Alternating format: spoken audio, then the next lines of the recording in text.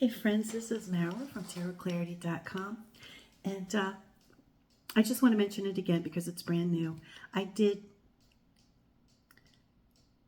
decide to go have a membership, and I want to give a shout out to my first member as of right now. This is Friday the 26th, I think, and it's around noon, about an hour after my video announcement that I was doing a membership. And I want to say hi to Allie from Aldermoon. It's exciting. You're my first member, Allie. So thank you very much. Today's video is for everybody, and it's a deck that I first saw just a few days ago on Simon's channel from the Hermit's Cave. Hi, Simon.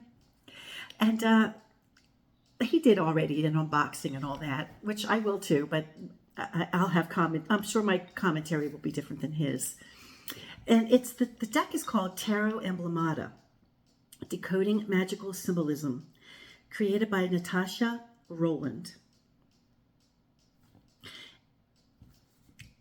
Now, from what I learned from Simon's review, I think it had originally been a Kickstarter, and then I guess it was successful, and then they decided to make a mass publication kind of deck. So I figured I would showcase it here as well. My commentary will be different than Simon's. I was immediately struck by how pretty it is. It's a beautiful deck, and it has lots of historic references, which of course is something that would really interest me, right? The box, nice box. And I'm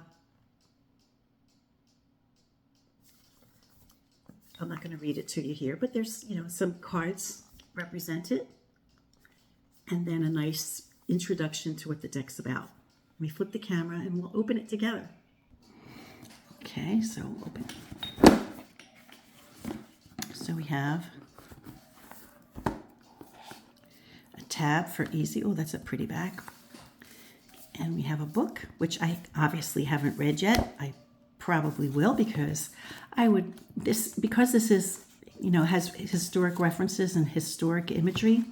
I am interested to know what they are. We may see these, particular types of imagery in esoteric decks or any tarot deck, and we might not really know what they are. So I think from that perspective, this book might be a good reference.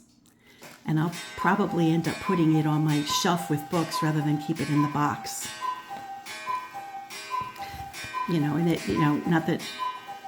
Not that I don't know this, and most of you probably do, but if you're new, especially to have, historic decks, you may wonder, why is a key, often in a deck for the Pope? And this is one of the things that I will get into. One of the missed opportunities I think this deck made was because it's a historic deck, we don't need to have words like the Hierophant. It's a historic deck with historic symbolism. I think they need to call this the Pope, So that was a perfect example. Just by kismet, that the key caught my eye for the Pope, and then I realized it's called the Hierophant. So, that's kind of the thing that I was referencing when I said that there's missed opportunities. It's a missed opportunity to honor its historic stuff. Now, somebody could argue and say, well, it's bringing it up into the new centuries and stuff like that, which, okay, that could be true. So I'm not going to argue with anybody, but I just think it was a missed opportunity for them. Okay, so we have a little bit of waste, in the tarot. I prefer a more economical small box, but they did have a book. They did have a nice sized book, so they had to fill it. So the deck sits in the well.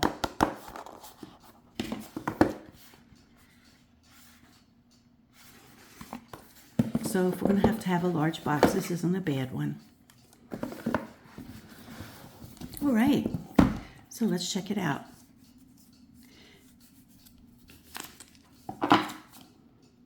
Okay, now the cards appear to be gilded, but it's a very, remember I'm looking at this through the lens of a camera. It's a very soft gold, so it's not a blatant in your face kind of gold, which I appreciate. I'm so over the gold gilding that's flashy. I mean, I like silver gilding. I like, if I don't have any, but if somebody had a hot pink gold gilding, I'd love it, you know. And I do like that this is a subdued gold. I think it's tastefully done. I like the backs too. The fleur-de-lis. It's pretty.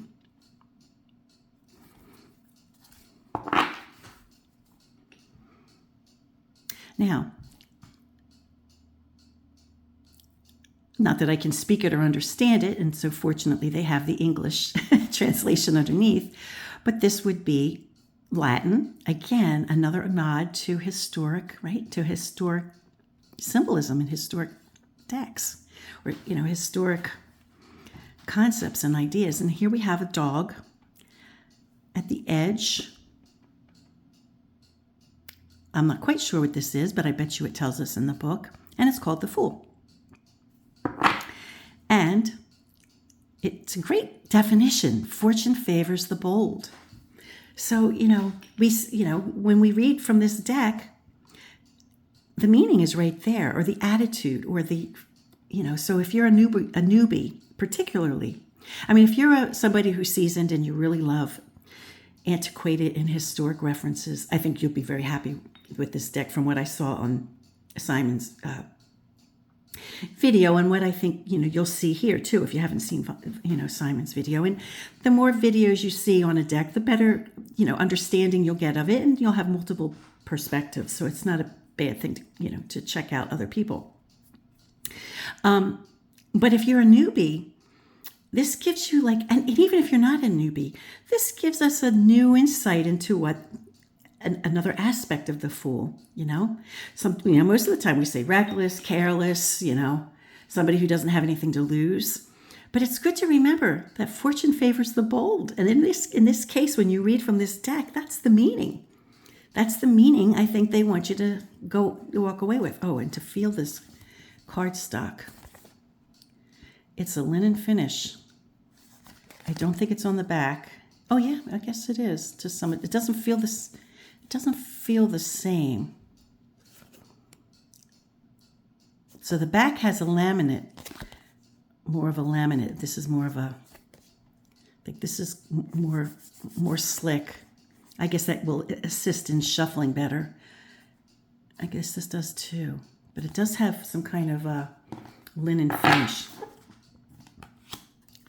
So here we have the Magician. Master skills through great labor and diligence. So this has a little bit of a chariot kind of understanding. The chariot is somebody who's accomplished because of effort, right?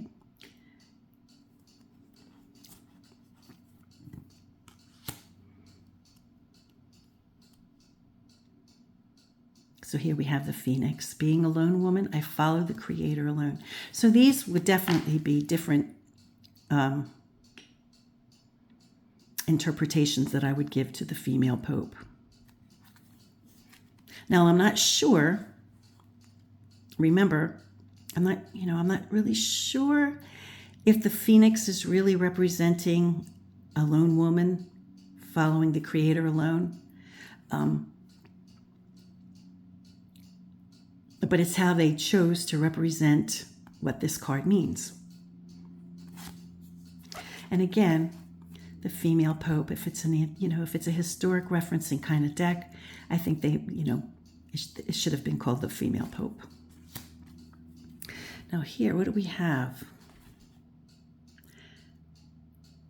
So we have words or names that I'm not familiar with together. So it'll definitely be something that afterwards I'll definitely look it up in the book. But if I did this for every card that I show, we'll be here all day. She obtaineth whatsoever she desireth. So it must have what the ribbon being pierced. No, they're not being pierced, though. The ribbon is not pierced, but we have an arrow around which a ribbon is wound. She obtaineth whatsoever she desireth. So it's a woman who can have what she wants. The emperor, having a watchful eye for the execution of justice. Okay. So he's he's not one who abuses his power. And then here we have the Pope. This is the way to enter into glory. So he has the keys to heaven. That's what I presume. The lovers, together and forever. Remember, for those of you who watch my channel frequently and you're familiar with the Fortuna Tarot deck, which I have showcased many, many, many, many times, it too is in the shape of, this isn't a mirror though.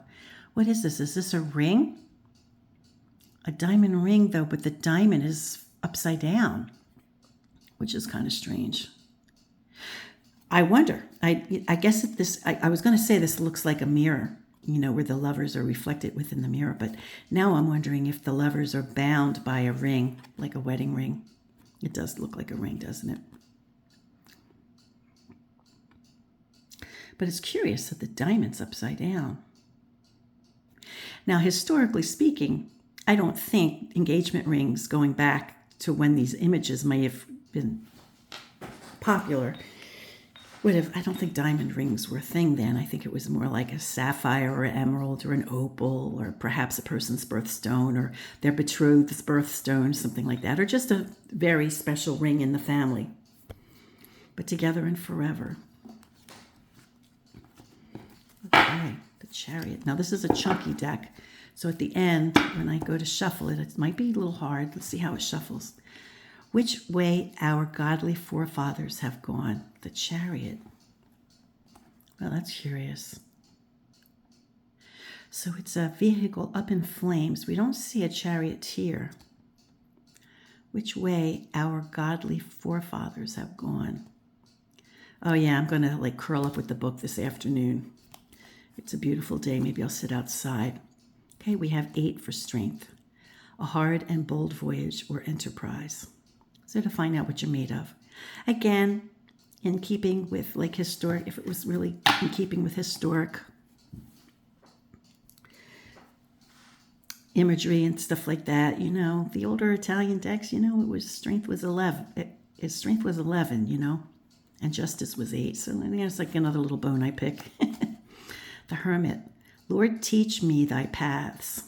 Okay, to be open and responsive to wisdom. The Wheel of Fortune. Fate shall show the way and fortune will favor you. Okay, well, look at this, right? Fortune favors the bold.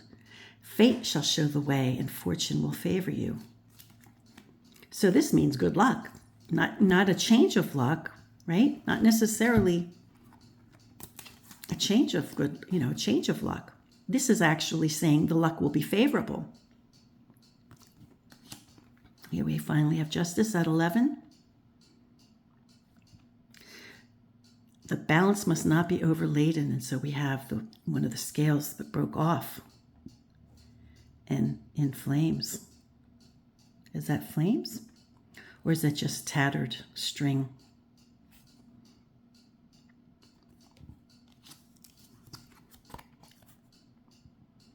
I resolve all doubts by self-reflection.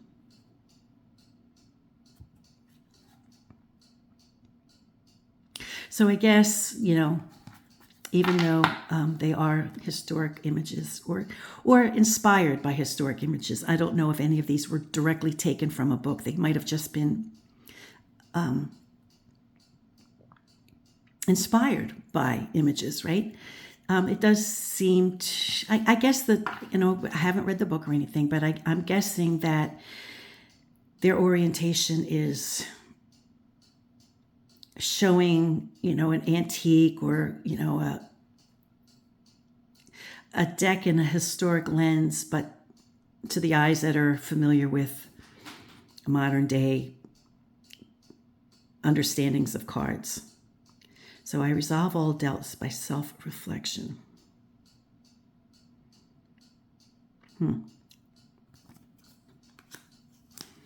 Okay, we have the death card. The image of death who taketh all. Okay, I get it. I think we get that. Temperance. Carry fire in one hand and water in the other. So there's a balance, right? Balance between opposing energies. It's a little different, but that's what makes it interesting. Cowardice and fear for the devil. Yeah, lack of virtue for sure. Cowardice and fear. The Tower, we have a pot, a cauldron in flames, spewing smoke. Whom it happens onto, if it shall fall. Whom it happens onto, if it shall fall. So if this should fall into your read, I guess, you're going to have a tower moment. Brightness cannot be harmed. The star is a protective feature. The moon, from the moon knowledge, secret knowledge, right? It's not the only thing I think the moon can mean, but it's a jumping point.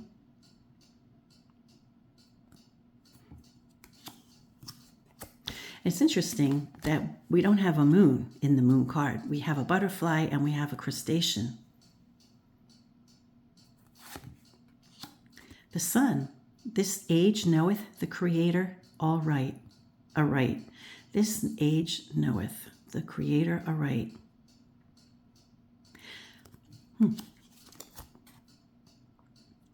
It is neither law nor can It is neither law nor can be, I suppose. So you're freed from the shackles of whatever this earth or the divine can free us of our shackles, I suppose. Or it can keep us in shackles depending on how we're judged. The world. It is completed. I'm not going to read them all now. I'm just going to let you see them. And I'll only comment if I see one that's, rather interesting.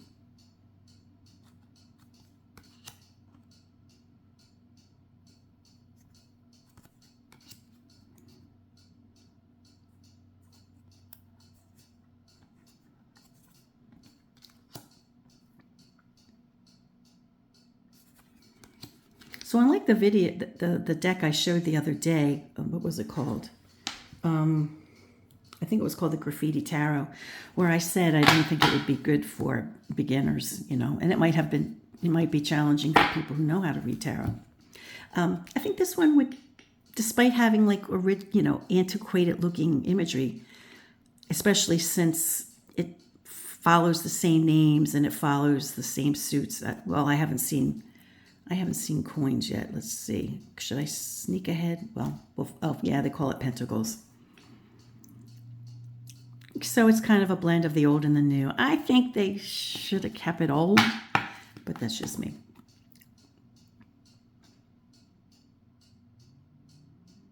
That's an interesting, a snake entwined in the 5 arrows, right? The wands or arrows. Force that cannot be overcome with force. That's interesting. Oh, I'm definitely snuggling up to this book today. I may do a members only. Maybe. I don't know. It depends on how much interest those of you who are members who might want to comment below if you think this, commentary on the book would be an interesting video for you guys.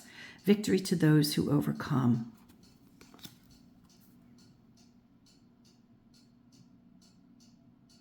Now, see, this is my understanding of the Fool card, right? When somebody has nothing to lose, they're all in, right? And that's the message they're giving for the 7 of batons. They're all in.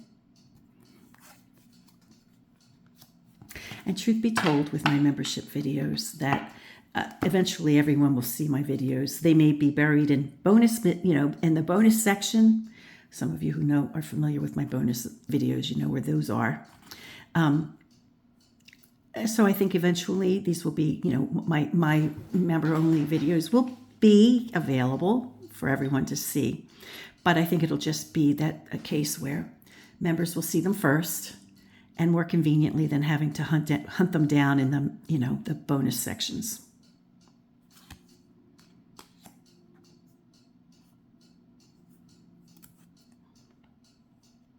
Now, one might see this as a prison, right? Like a barrier.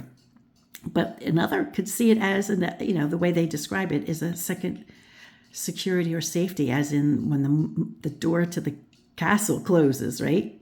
You're safe on you're safe on the correct side.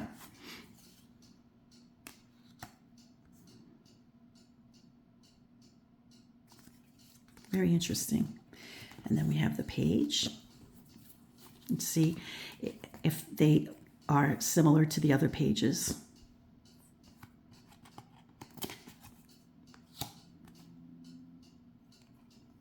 And I just have a feeling that the court cards for all will be similar, except that they'll maybe have a reference to their respective suit.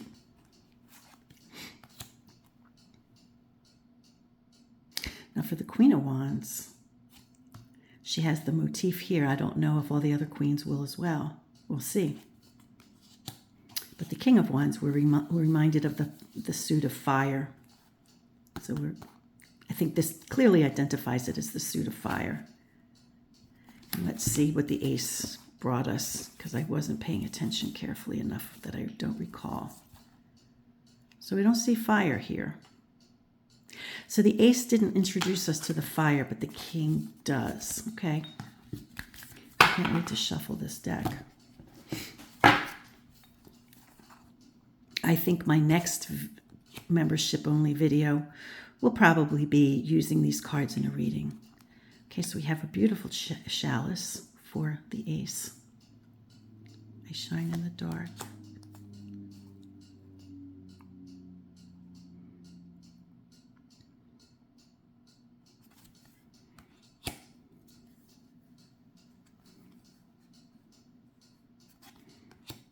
So it's really enchanting. In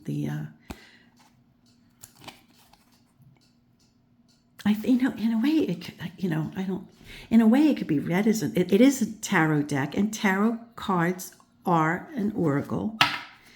But in some ways, it seems like you can forget, your understanding of the cards and just, blend what they tell you the card means, and interpret it in the context of the question.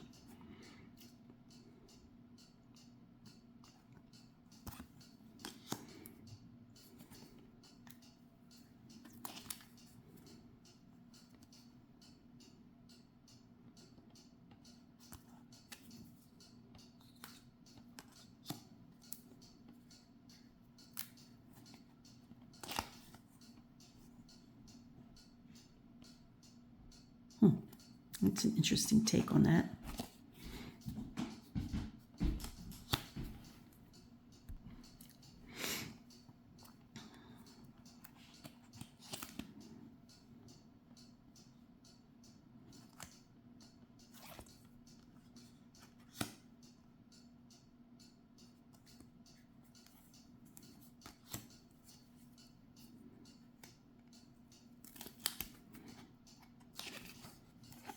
I think this would be a real fun deck to read with. It's different.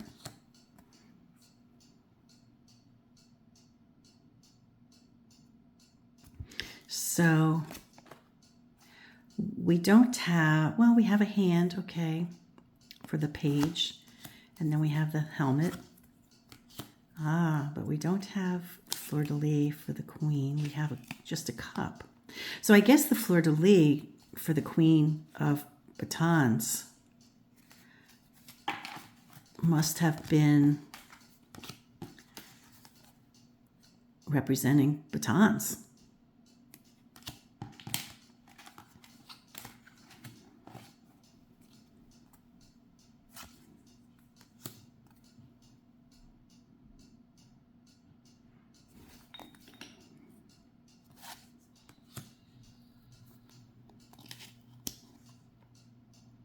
So we have the introduction of the suit of swords as being the power of intellect and clarity, and they're not referencing violence.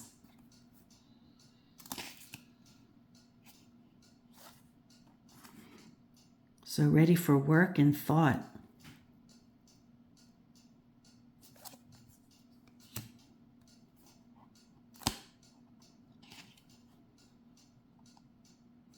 Oh, the poor thing.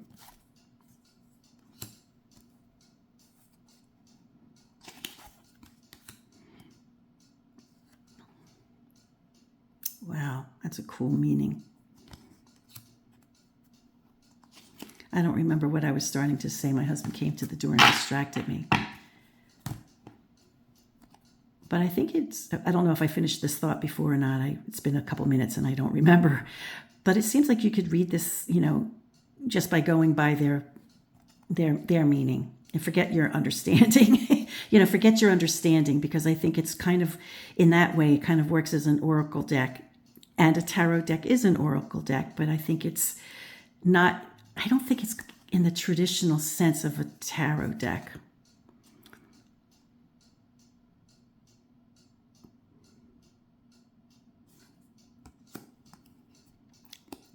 Because if you were to interpret it the way you would normally interpret it and disregard what's here, whoever you're reading the cards for would say, well, that's not what it says.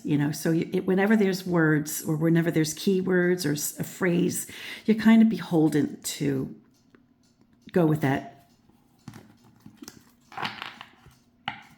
meaning, I think.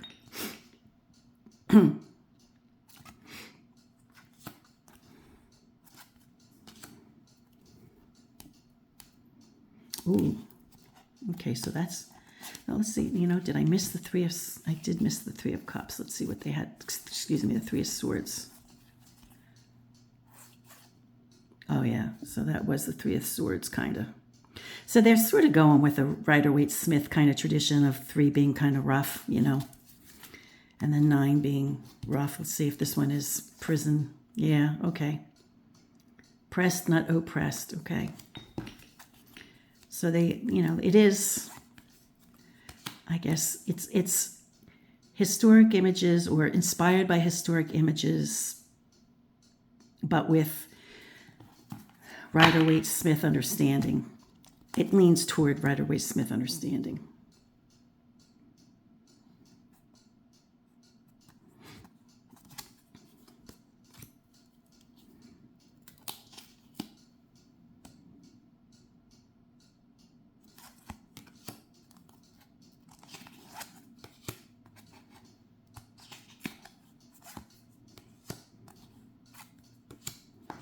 And this is the last suit.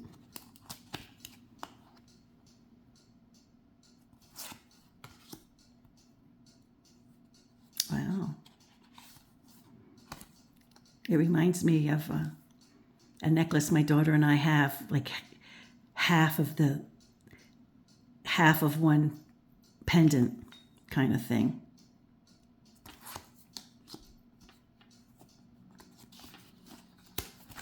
So they do stick together a little bit, but they're brand new.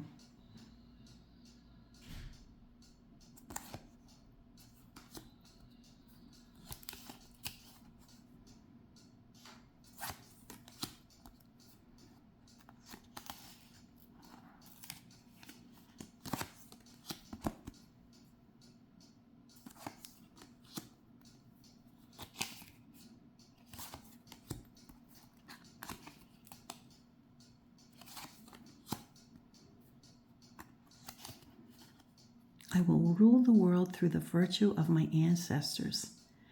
That's a beautiful understanding of that card.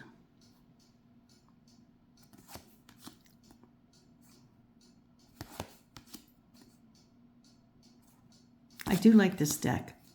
And despite, my thoughts that it maybe missed an opportunity in some ways, it just brings the historic stuff to a modern age. It could be seen that way. And I think it'll be a fun deck to read with.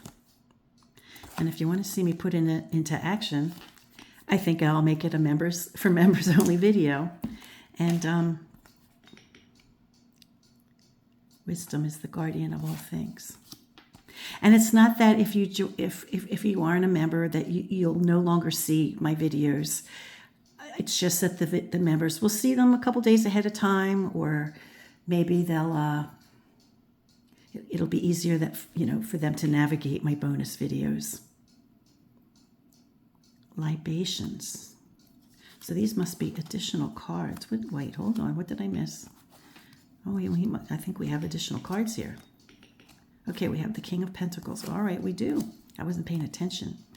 So we have additional cards that you may or may not leave in the deck. It may be fun. It may be fun to leave them in the deck. Let's see how they shuffle. Now, it is a chunky deck, so it's a little hard for me, I think. It might be a little hard for me, but I'll do my best. Oh, they're flexible. They are flexible.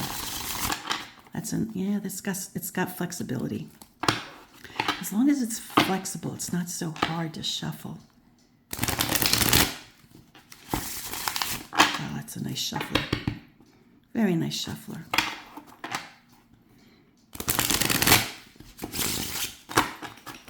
So I hope you enjoyed this video and commentary. I will be doing a reading with this. And I want to, again, thank Allie from Older Moon. Thank you so much, Allie. Thank you. Let me flip that and say thank you in person.